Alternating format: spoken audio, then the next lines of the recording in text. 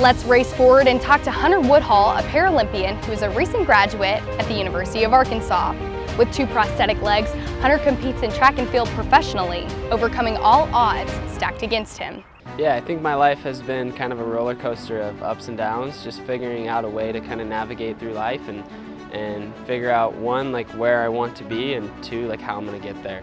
And for me, like the biggest thing has really been the people surrounding me. I mean, this is like a journey where it's definitely not easy, but it makes it a lot harder when you're doing it by yourself. So just having that really strong support group around me, whether it was like my family when I was really young and you know, kind of that friend group I created as I got older, and now it's like the team and the staff and the people around me that are kind of pushing me towards, you know, that end goal, has really helped. And it's one of those things where track is an individual sport, so it's very easy to see one person and directly connect that with what happens like on the big stage. But at the end of the day, like there's thousands and thousands of hours before that where there's other people and there's other, you know, things going on where it's very much not individual. So I would accredit a lot of it to just like a really amazing group of people that surround me in what I do. For the trials, I'm going to be competing in the 100 and the 400. So haven't really competed in the 100 in like big events like this, and I think I just want to kind of show what I'm capable of, and I'm hoping to surprise some people, so I'm pretty excited about that. And then the 400 has always been my premier event, so excited to kind of come back and you know, regain the respect in my event, as I'd like to call it.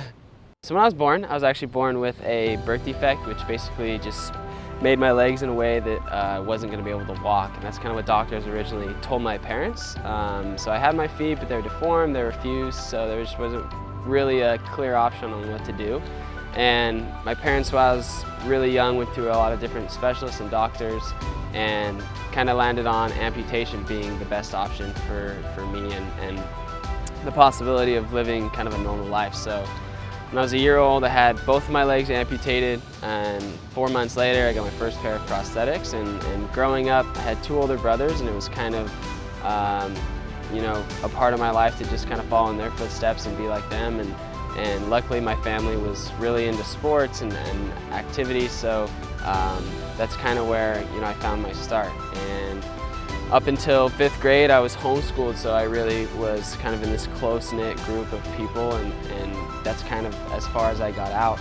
In 5th grade, I went to public school and went through a lot of bullying and difficult times just because, you know, I was a young kid and I was very different than everyone else, and I think that's just a way for kids to kind of, you know, outsource their anger and frustration with everything else. So I was in a really confused place, and going into junior high, I was still kind of in that spot, and that's where I found track.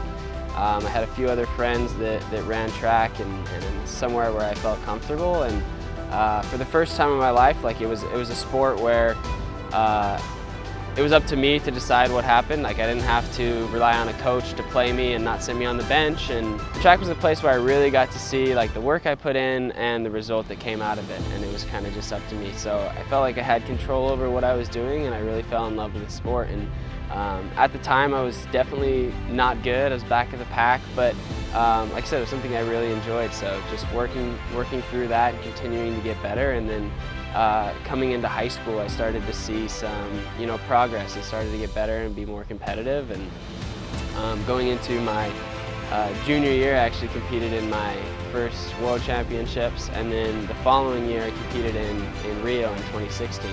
I was the youngest competitor in my event and won a bronze and silver medal. And then going into my senior year, he was one of the top able-bodied competitors in the world and in the country. And the recruiting process was really difficult going to college because it's always been a big dream of mine, but no double amputee had ever done it. So there was a lot of gray area on kind of what was accepted and who was going to do what. So it was really difficult to kind of move forward with that process and get a school to really kind of stick their neck out and take a chance on me.